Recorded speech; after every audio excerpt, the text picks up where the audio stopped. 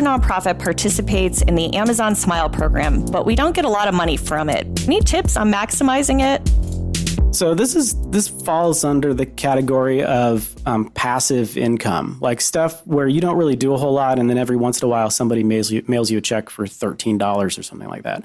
So if you're not familiar with the Amazon Smile program, you can convince people to, when they log into Amazon, to use a special web address that starts with the word smile. It's like smile.amazon.com. And then 0.5% of the purchase price of whatever they buy gets to go to your favorite nonprofit.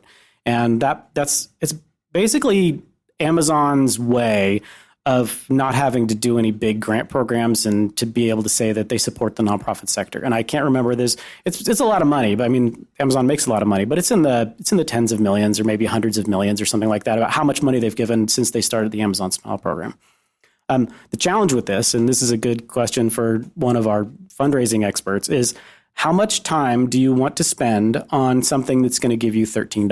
That's going to give you 0.5%. So if you think about it, I mean, I don't know offhand, but I think if I checked my Amazon account to see how much money I've spent in Amazon over the last year, it's probably less than $5,000. So 0.5% of $5,000 is what, $25? Oh boy. So how much work do you want to do to get somebody to give you some sort of passive $25 thing that doesn't have any constant relationship with you? Is that good for you? Should you be spending that time and energy on something that can make you more than $25 or can turn that $25 donor into somebody else? Well, I love that point because I think these days we are competing for everybody's attention, right? There's so many distractions. It's information overload. So when you have an opportunity to communicate with a donor, are you going to communicate with them and choose one of your communications is about Amazon Smile versus something else with a higher return? And I just don't think it's, I don't know. I don't mind it passively being on a website, like whatever, it's a good reminder, but to actually send any proactive communication about it, I don't know, candidly feels a little bit like not the most fruitful or the best idea. Yeah, Amazon does, to answer the question, Amazon does provide like a button that you can convince people to attach to their browser. So when they go to Amazon, they click that button.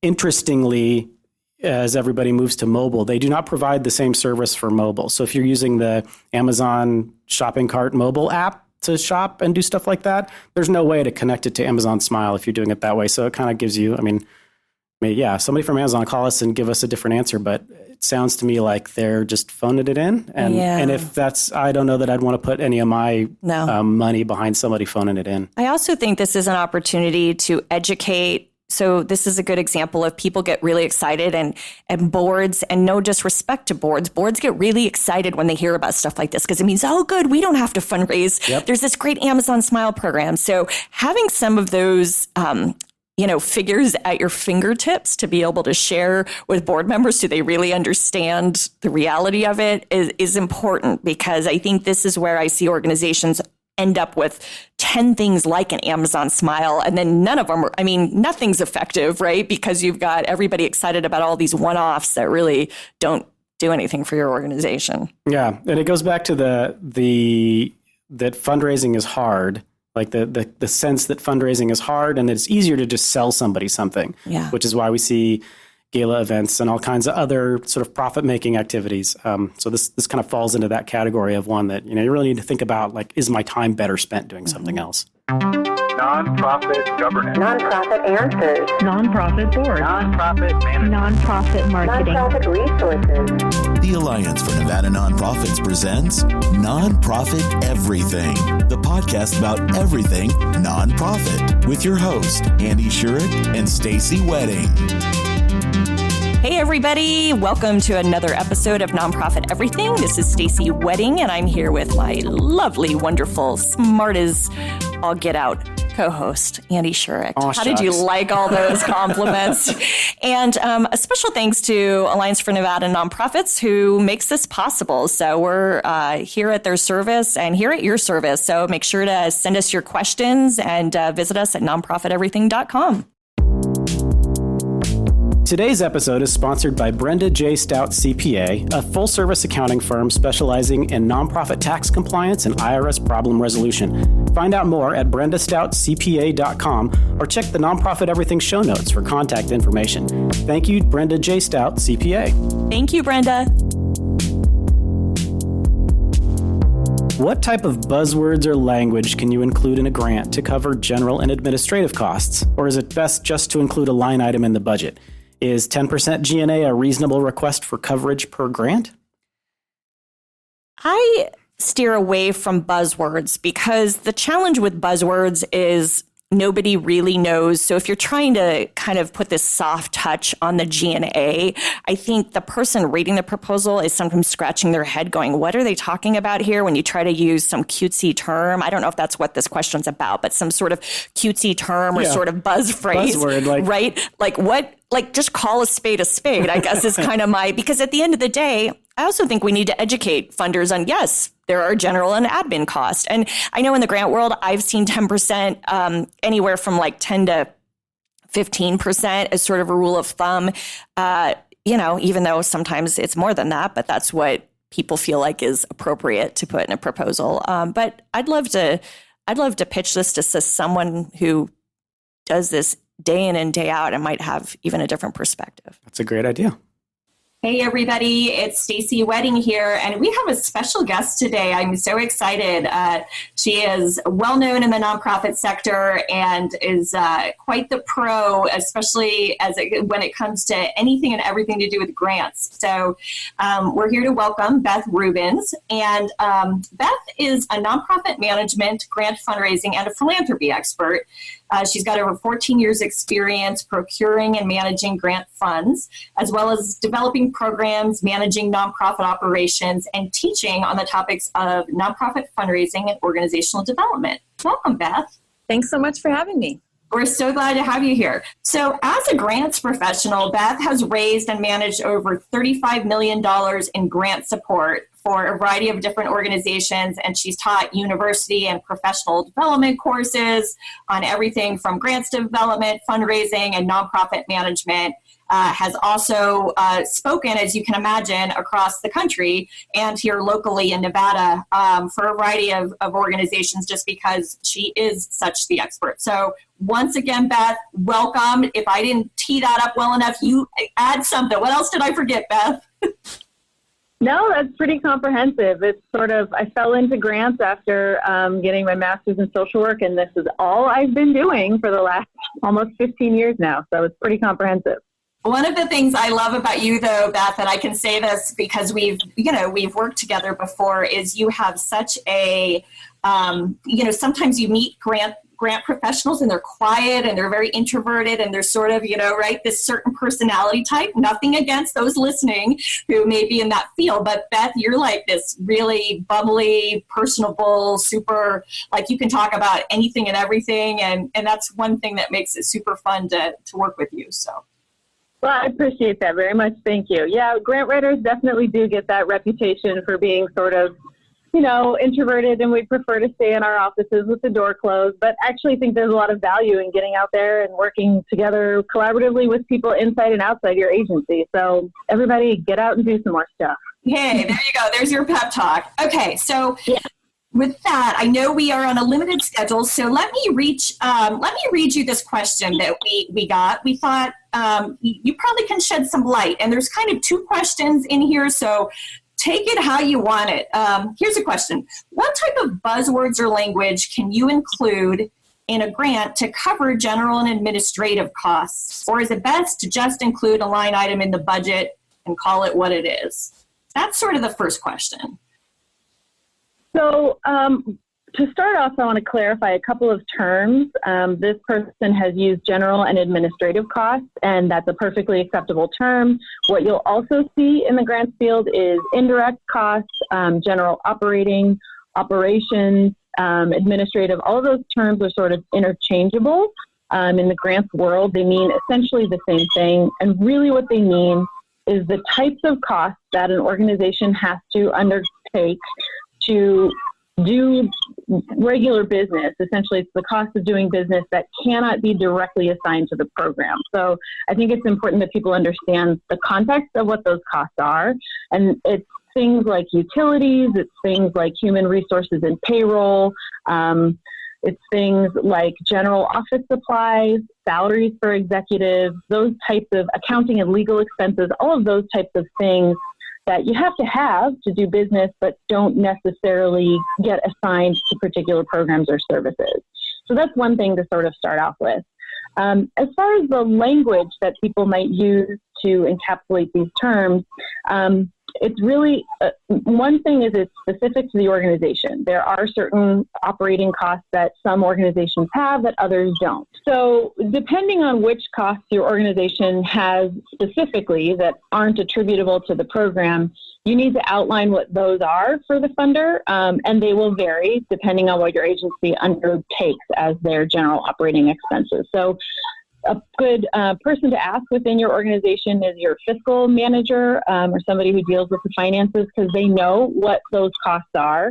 So my suggestion is get a list of what those costs are, and then you can use that information in your description. You may want to include it in the proposal narrative. You may want to put it in the budget narrative. That's really up to you as the grant writer. But I encourage you to get a list of everything, and then you can find ways to describe it in your proposal narrative. That is great advice. And I've got a couple follow-up questions to that. So one of them being, if someone receives in-kind donations, is that something that you would encourage them to include in their budget? I know there's really no black or white answer here, right? There's different kinds of, there's budget, right? RFP process that says create your own budget. And then there's ones that say, no, fill in our budget lines. But let's say you're starting from scratch and creating your own budget and budget narrative. So is that something you'd recommend that they include as some of those in-kind expenses that are being offset through those in-kind donations? Yeah, again, you're totally right. It definitely does depend. But if my general rule is if the in-kind goods or services are of material support to the organization or the program, like if it's a good chunk of your budget that you would otherwise be purchasing that you're getting as an in-kind donation, then it's important to include. But also, I'd say it really depends from organization to organization on your policies and procedures. There are organizations that feel and think very differently about in-kind. So obviously you'll be acting in accordance with whatever your organization's already doing. But whether or not you take into account in-kind is, if you're receiving, significant professional pro bono services in, say, the legal field, obviously that's a really important cost to include in your budget because that's an expense you don't have to pay for if you're receiving it as a donation.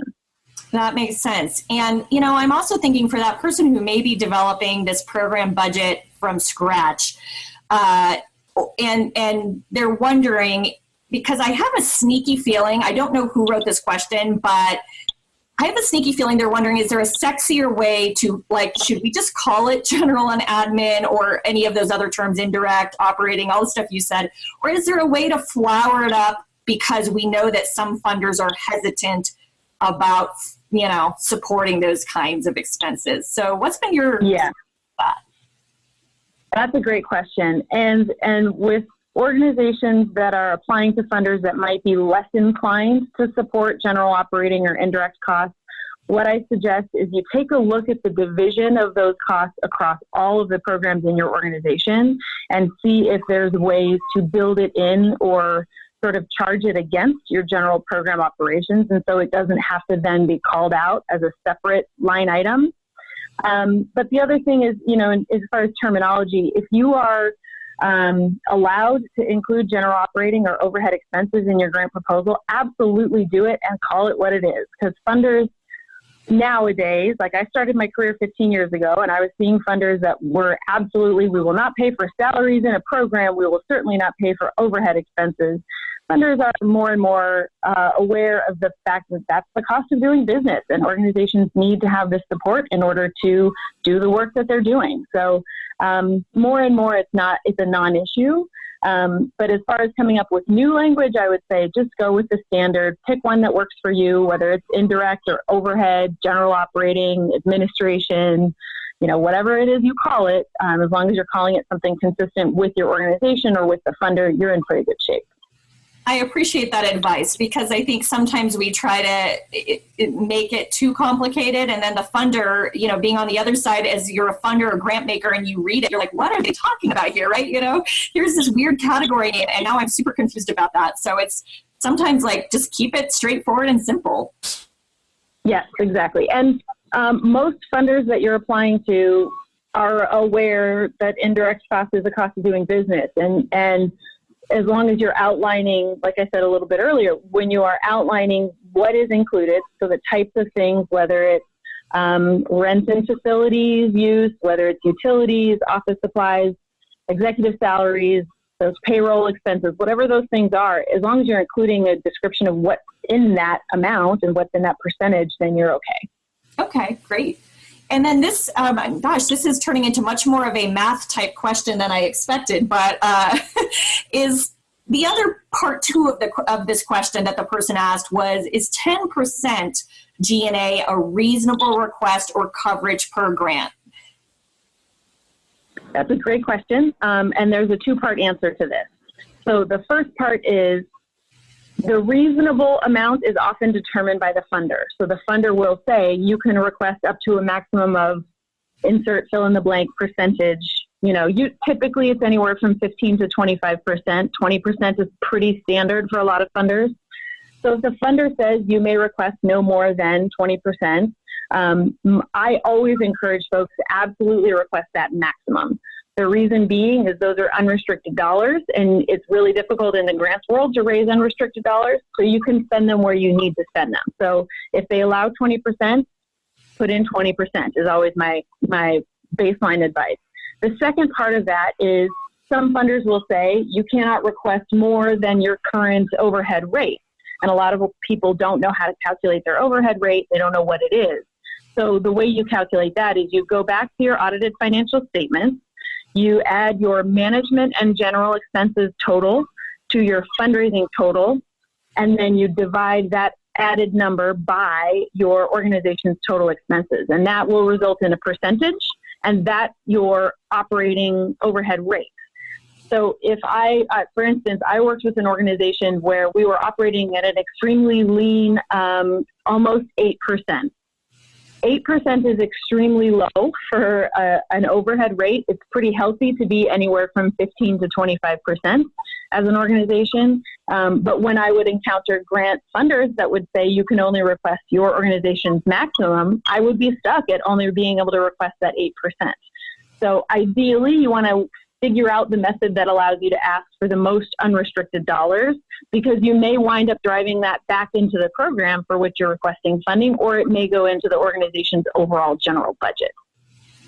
Great. No, that's really, I appreciate that advice. So I guess instead of trying to slash numbers for those who are listening, try to be really honest and upfront about the numbers, and it's okay to ask for what you need as long as you're, putting some, like you said it back in the grant narrative, some justification or some explanation so people understand what that entails. Exactly. And people also have to remember that the allowable indirect is not in addition to whatever maximum amount the funder has set. So if a funder is giving out $100,000 grant, and they have a maximum allowable indirect of 20%, you're not going to be asking for $120,000. You're going to be asking for $20,000 to go to indirect and $80,000 to go to program services. So that's just another thing that people sometimes bump into as an issue. You brought up a topic about this unrestricted and how, it's challenging, especially in the grants world, to raise unrestricted dollars. And I'm sure you've gotten these questions, Beth. I know I have. One of the most common being, how do I raise money for, some of these, indirect expenses or technology upgrades or capacity building of some sort? Have you found any secret tips and tricks you would share with everybody about how to do that through grants, or is it just not possible? It is possible. It's about the way you frame it, I believe. So most organizations are running one or multiple specific programs. So we do this work with this population, and this is our structure. This is how we deliver services to the community. But what they don't pay attention to is funding we exist overall. And for example, an organization might have 3 distinct programs, but we're one organization that offers 3 programs. You should have 4 master grant proposals. You should have a master grant proposal for each of your 3 programs and a master grant proposal for your organization overall that describes holistically all of the work that you do.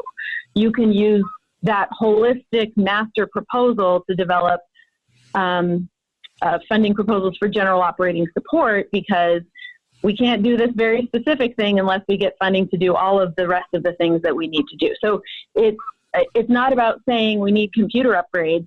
We need to exist to do the work that we need to do. We need to be the most efficient to deliver the best services to our community. So it's about the ways in which you frame it and describe it, more so than about, I think people get caught up in trying to make general operating requests a specific program request, and it's not. It's its own beast, and it's a little bit different. But you use the exact same tools and tactics that you do when you're describing program services. It's just talking about the agency overall and your services overall. That's great. That's great. I hope that helps some people, because I know everybody's desperate for those kinds of dollars, and they, especially in the funding world, it can be difficult. So I like that message, how you frame it, how you package it, right? Sharing a story to some degree. Exactly. And I think this is where us grant writers can learn a lot from traditional development folks. I think there's a lot more crossover in things like case statements and, general marketing messages that we give to, individual donors and major donors. I think there's a lot that us grants folks don't take from our peers in the development world that we can really learn from, and especially in that space. Once again, sage advice from a true pro. Is there anything else that you want to add in closing, or anything that might just be for someone just getting started in the world of grant writing? Any tips you would give them? For someone that's just getting started, I really, really recommend the resources at the Foundation Center. They have online resources. They've got a whole website, a lot of really interesting stuff. Here in Southern Nevada, Ann is a great resource, and so is the Southern Nevada Nonprofit Information Center. That's at the Clark County Library. There are courses and lots of places you can go for more information. You just have to sort of do a bit of research, and it's out there. Well, thank you for your time and sharing your expertise. And gosh, you are such a gift to our community. So appreciate you taking your time today, Beth. Thanks so much for having me.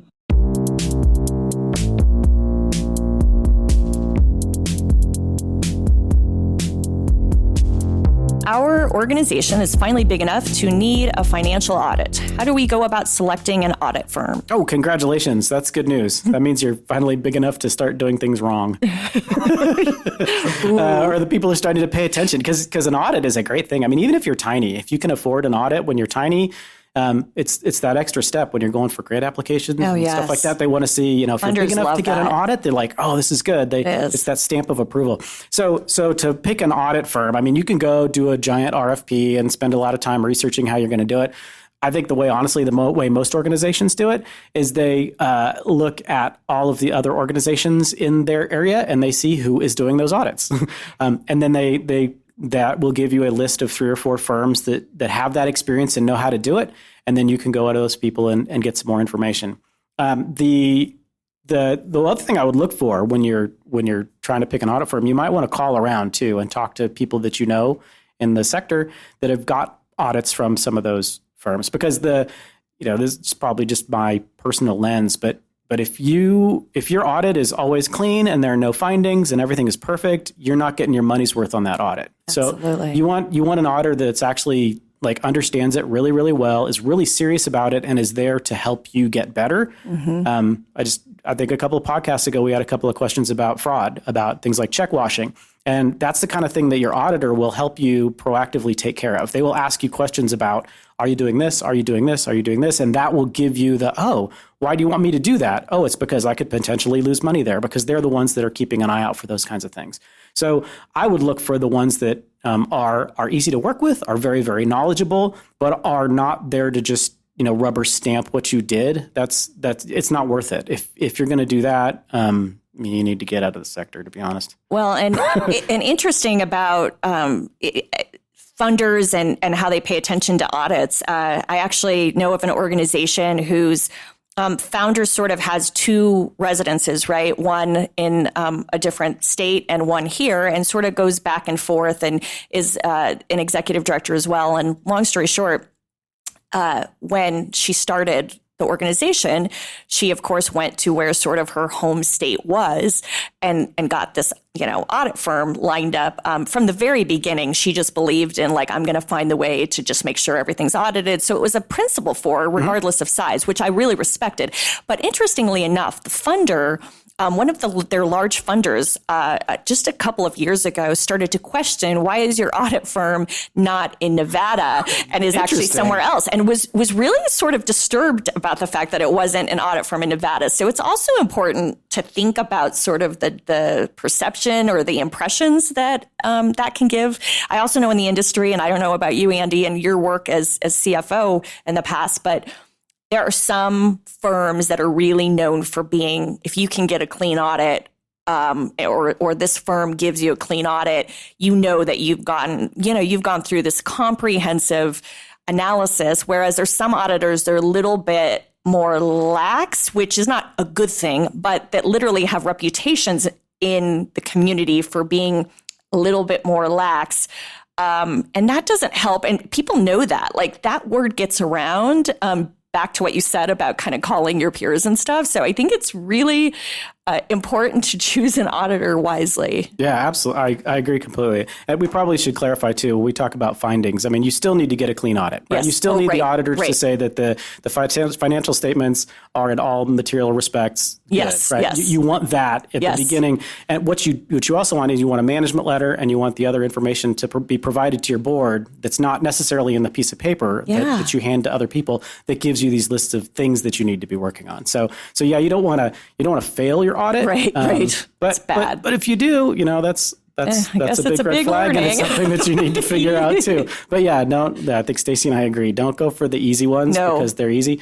The other thing about getting a local auditor, they're going to probably want to do field work. A lot of times they're going to want to come to your office and fish through the files, and that's going to cost you a lot more money if you're flying in somebody from Cleveland. So I don't even know why you'd want to do that.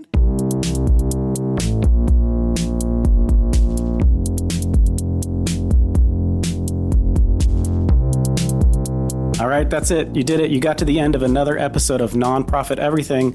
Just to remind you, Nonprofit Everything is a production of the Alliance for Nevada Nonprofits. So go check out alliancefornevadanonprofits.com. Website is relatively new. There's a bunch of cool stuff on there, so go check it out. If you're not a member, please be a member. There are a bunch of ways that you can support this podcast. You can send us a question. You can share it with someone. One of the cool things that we're starting to do now is if you go to the Facebook page, there will be individual questions occasionally posted, so that makes it easier to forward to somebody. So you're not saying, hey, I'd like you to spend an hour, or not an hour, but a half an hour with Andy and Stacy. So now you can spend 3 minutes, because we're much more bearable in short amounts, right? Bite-sized chunks. Exactly. But thanks for listening, and we will see you in a couple of weeks.